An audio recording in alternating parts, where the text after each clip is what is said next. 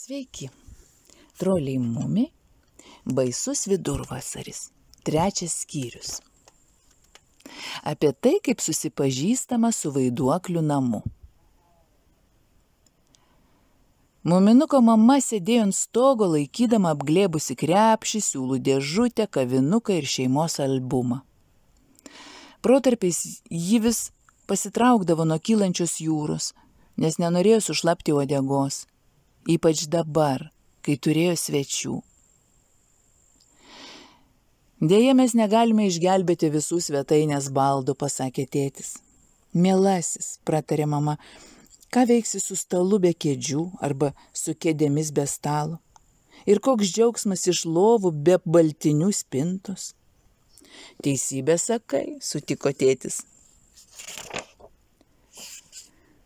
Ir spintą su veidrodžiu puiku turėti, švelniai pasakė muminuko mama. Juk žinai, kaip smagu pasižiūrėti į save rytais. Beje, kalbėjo ji toliau po valandžiukės, taip malonu gulėti ant sofos po pietų ir svajoti. Ne, ant sofos tai jau ne, ryžtingai pareiškė tėtis. Tavo valia, mielasis, atsakė ji. Pro juos plaukė išrauti krūmai ir medžiai, ratai ir geldos, vežimėliai, samčiai žuvims, lieptai ir tvoros keliavo pro šalį, tušti ar pilni laivų nuolaužų. Bet niekas netiko svetainiai. Staiga muminuko tėtis atsismaukė skrybelę ant pakaušio ir atidžiai įsižiūrėjo į slėnio prieigas. Iš jūros artinosi kažkoks keistas daiktas. Saulė švietė tėčiui tiesiai į akis ir jis neįstengė įžiūrėti, ar tas kažkas pavojingas, bet daiktas buvo didelis. Jo didumo būtų pakakę apstatyti 10 svetainių ir kur kas gausesniai šeimai. Iš pradžių jis atrodė lyg didžiulė skardinė, kuri taisosi skęsti. Paskui toji skardinė ėmė panašėti į ant šono gulinčią sraigę.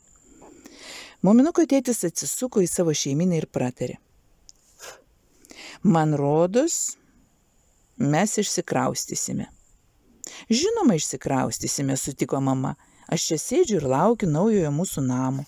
Tik sukčiams blogai baigėsi. Nesakykit, sušuko Holmsas, aš pažįstu sukčių, kurie visuomet išsisuka nuo pavojaus. Kaip tiems vargšams turėtų būti nuobodu, priblokšta tarė muminuko mama. Keistą į daiktą vanduo prinešė artyn, jis buvo panašus į namą. Viršuje, ant kriauklės pavidalo stogo pritvirtintos 2 auksinės kaukės, viena verkianti, kita šypsanti. Tiesiai po šiais išsiviepusiais veidais matyti pusapvalis kambarys, tamsus ir pilnas voratinklių. Didžiulė banga tikriausiai buvo nuplėšusi vieną sieną. Abipus žiojėjančių skylių karojo raudonos aksominės užuolaidos, liūdnai įmirkusios į vandenį. Tėtis su nuostaba įsižiūrėjo į šešėlių pilną vidų. Ar yra kas namuose? Nedrąsiai šūktelėjo jis. Niekas neatsiliepė.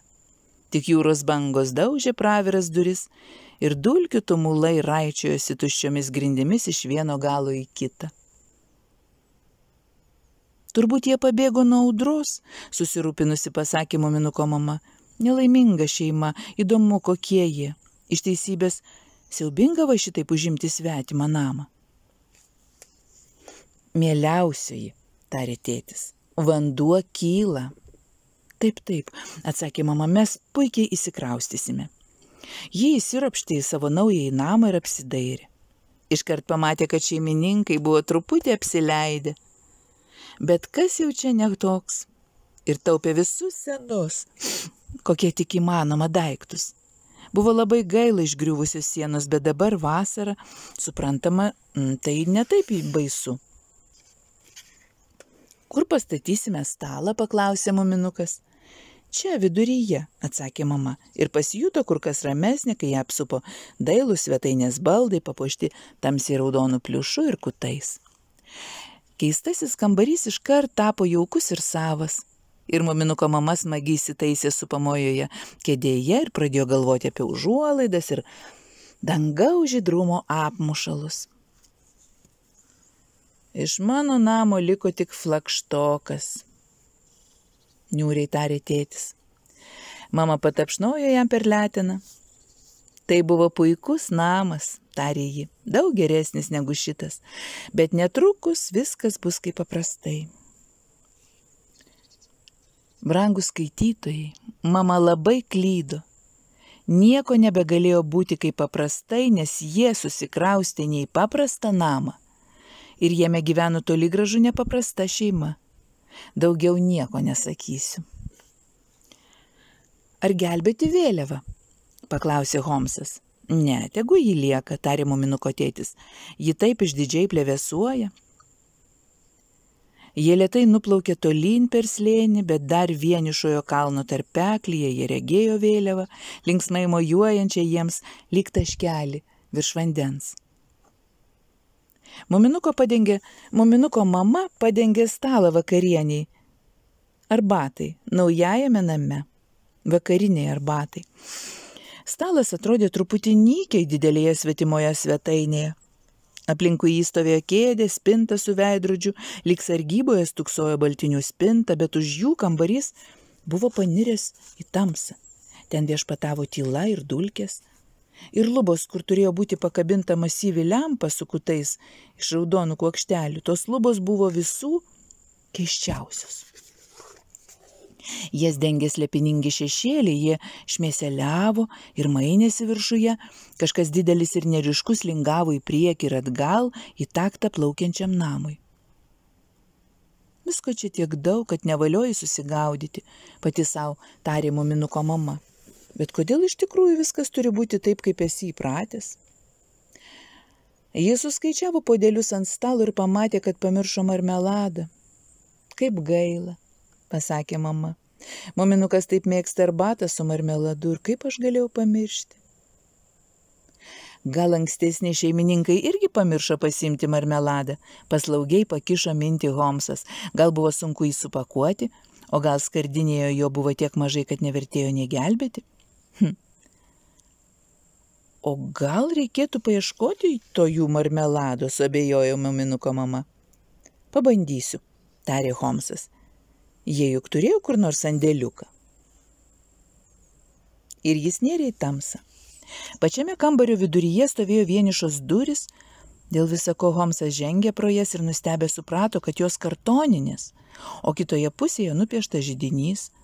Tada jis ėmė lipti aukštyn laiptais, kurie pakibo ore ir pasibaigė. Kažkas čia tyčiojasi iš manęs, pamanė Holmsas, bet pokštai man visai neatrodo linksmi.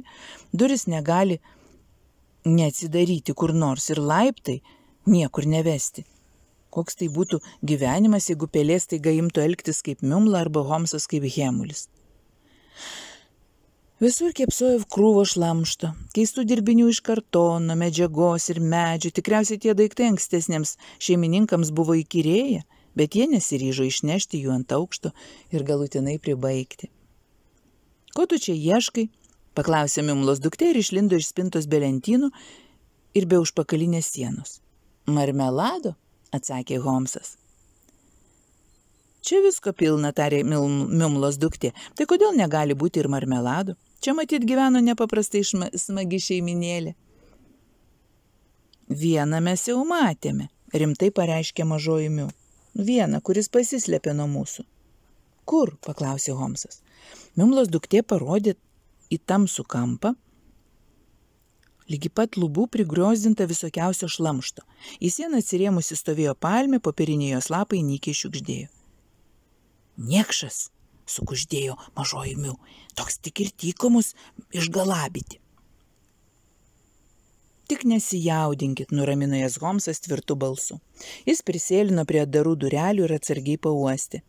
Paskui pasižiūrėjo į siaurą koridorių, kuris slėpiningai sukosi ir nyko tamsoje. Čia tikriausiai kur nors yra sandėliukas, pasakė Holmsas. Jie ėjo į koridorių ir aptiko ten daugybę durelių. Miumlos duktė prikišo galvą prie vienerių durų ir sunkiai išskiemenavo užrašą. Rekvizitas, perskaitė jį. Rekvizitas. Tikras niekšo vardas. Holmsas sukaupė visą drąsą ir pasibeldė. Jie palūkėjo, bet rekvizito nebuvo namuose. Tuomet Mimlos duktė stumtelėjo duris. Jie niekada nebuvo matę šitokios daugybės daiktų. Ten nuo pat grindų iki lubų stovėjo lentynos, ant jų buvo pridėliota visko, kas apskritai kalbant gali būti ant lentynų margaspalviai ir stulbinančioj sumaišty. Didžiulės vaisių vazos, sugrūstos su žaislais, lempomis ir porcelianiniais niekučiais, geležiniai ginklai tarp gėlių, įrankių ir paukščių iškamšų, buvo ten ir knygų, ir telefono aparatų, ir vėduoklių, ir kibirų, ir gaublių, ir taupyklių, ir skrybėlaičių dėžučių, ir laikrodžių, ir pašto svarstyklių, ir mažoji Miu sesers peties užšoko ant vienos lentynos, dirstelėjo į veidrodį ir sušuko: "Žiūrėkit, aš dar labiau sumažėjau. Visai savęs nebematau." "Tai netikras veidrodis," paaiškino Mimlos duktė. "O tu juk tikra, teisybė?" Holmsas ieškojo marmelado. "Gal ir uogienė bus gerai," tarė jis ir pakrapštė vienoje skardinėje. "Tai dažytas gipsas," tarė Mimlos duktė, paėmė obuolį ir kando jį. "Medinis," pareiškė jį. Mažoji Miu nusijuokė, tačiau Holmsas nuliūdo. Viskas aplinkui vaizdavo kažką kitą, negu buvo iš tikrųjų. Viliojo dailiomis spalvomis, o kai jis ištiesdavo leteną, apčiuopdavo popierių, medį ar gipsą.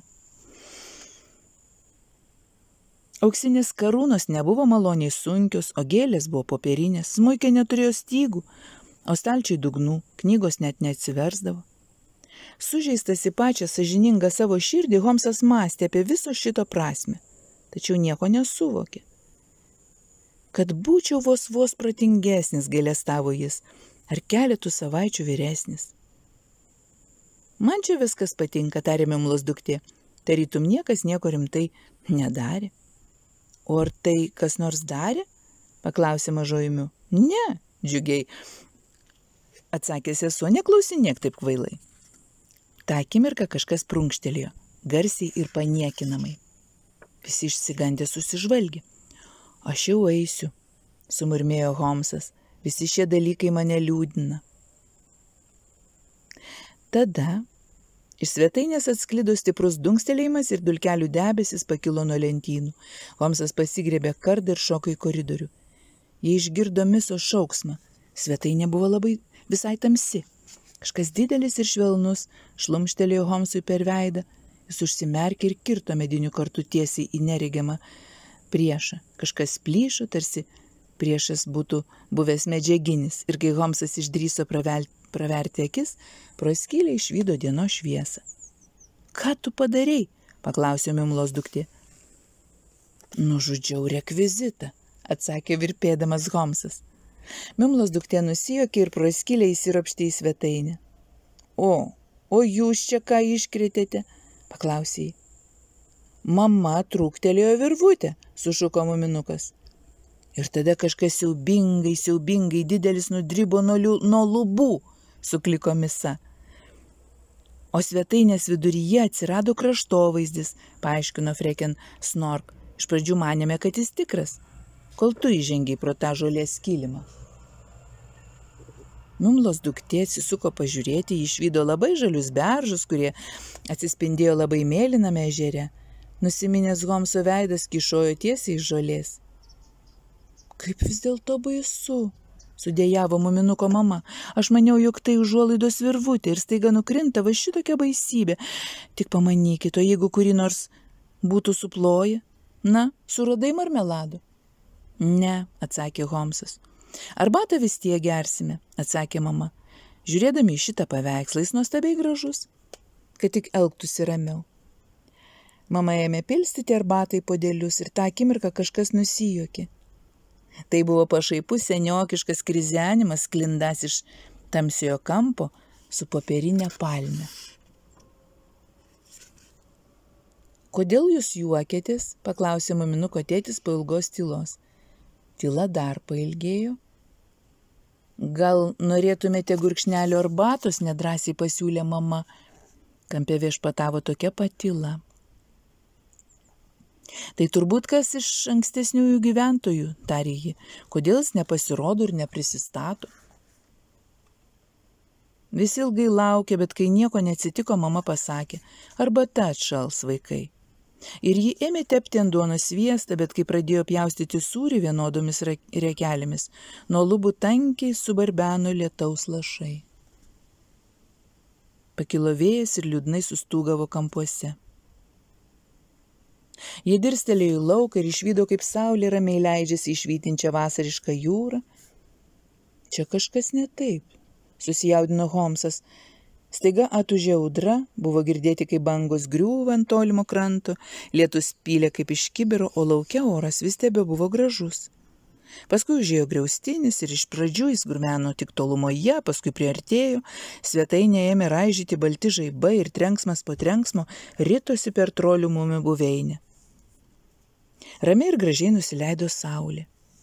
Tada pradėjo suktis ratų grindys, iš pradžių sukosi lėtai, paskui greitis taip padidėjo, kad arbata ėmė lietis iš podelių, stalas, kėdės ir visa šeimyna skriejo ratulį karuselėje, už jų sukosi spinta su veidrodžiu ir drabužių spinta. Viskas baigėsi taip pat staigiai, kaip ir prasidėjo. Griaustinis, žaibai, lietus ir vėjas irgi nurimo. Kokių stebuklų būna pasaulyje, pratarė muminuko mama. Tai neteisybė, sušuko Holmsas, nebuvo debesies. Ir žaibas 3 kart trenkė į drabužių spintą, o jis sveika. Ir lietus, ir vėjas, ir kad sukomės. Ir tas padaras, kuris juokėsi iš manęs, suriko Misa. Štai jau per daug, pratarė muminukas. Mes turime būti labai labai atsargus, pasakė jo tėtis. Tai pavojingas vaiduoklių namas, kur gali atsitikti bet kas. Ačiū už arbatą, padėkojo Holmsas. Jis priėjo prie svetainės krašto ir įsižiūrėjo į sutemas. Jie tokie nepanašus į mane, mąstė jis. Jie jaučia ir regi spalvas ir girdi garsus, sukasi aplinkui, bet ką jie jaučia ir mato, ir girdi, ir kodėl sukasi, tas jiems nė truputėlio nerūpi. Į vandenį paniro ir paskutinis saulės kraštelis. Ir tą pat akimirką visą svetainę nutveskė žiburiai. Priblokšta trolių mumių šeima pakėlė akis nuo arbatos podelių. Virš jų žėrėjo lempų lankas, raudonų pakaitomis su mėlynomis. Jos atsispindėjo vakaro jūroje kaip žvaigždžių vainikas, labai gražus ir mielas reginys. Taip pat ir apačioje palei grindis degė žiburių eilė. Matyt, kad niekas neįkristų į jūrą, tarė muminuko mama, kaip vis dėlto puikiai sutvarkytas gyvenimas. Tačiau čia vyksta tokia daugybė jaudinančių ir keistų dalykų, kad aš truputėlį pavargau, tai jau eisiu gulti. Bet prieš užsitraukdama apklotą ant nosies, mama suskubo pasakyti, vis dėlto pažadinkite mane, jei atsitiks kas nors nauja. Vėlyvą vakarą mažoji Misa vaikštinėjo viena, žemai prie pat vandens. Patekėjo mėnuo ir vienišas pradėjo savo kelionę per naktį. Jis toks pats, kaip aš, liūdnai galvojo Misa, vičvienaitis ir lygiai toks pat apvalus. Tada jį pasijuto, tokia visų palikta ir menka, kad nenorom truputį paverkė. Kodėl tu verki? Paklausė Holmsas. Nežinau. Čia tokia grožybė, atsakė Misa. Bet tikriausiai verkiama tada, jeigu kas nors nuliūdina, paabejojo Holmsas. Taip, mėnulis, pareiškė Misa ir nusišnipštė. Mėnulis ir naktis, apskritai graudulys. Taip, pritarė Holmsas. Na štai, šį kartą užteks. Iki pasimatymo. Iki.